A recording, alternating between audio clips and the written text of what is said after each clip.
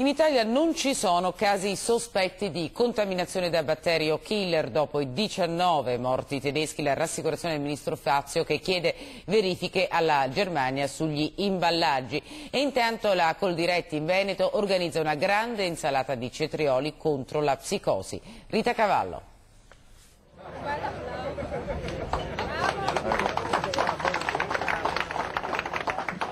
Un'insalata gigante, 250 kg di cetrioli, 300 di pomodori, 50 di radicchio, ovviamente trevigiano. È la ricetta antipanico della Coldiretti, una risposta alla psicosi da batterio killer. Siamo vicini a chi oggi sta perdendo, penso all'agricoltura del Veneto, circa 600.000 euro al giorno perché questi prodotti non hanno più mercato. Quando c'è la psicosi la gente si rifiuta di consumare. È stata data tutta la colpa al cetriolo, ma il cetriolo non c'entra niente. Non cediamo al panico, non cambiamo abitudini alimentari, i nostri prodotti sono sicuri e controllati, le raccomandazioni fioccano, ma la crisi nel settore ortofrutticolo c'è anche in Italia, 25 milioni di euro in fumo la stima ufficiale. Non siamo in Germania, l'epidemia è circoscritta al nord, eppure chi fa la spesa qualche dubbio ce l'ha.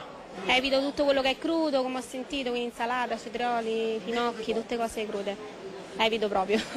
L'Italia dunque sembrerebbe al sicuro, anche gli esami sul salame di cervo, su cui si ipotizzava fossero state trovate tracce del batterio killer, sono risultati negativi. Falso anche l'allarme di Merano su un presunto primo caso italiano di infezione. Ma la paura c'è ed è stata disposta l'autopsia sul corpo di una donna fiorentina deceduta in seguito a forti dolori addominali.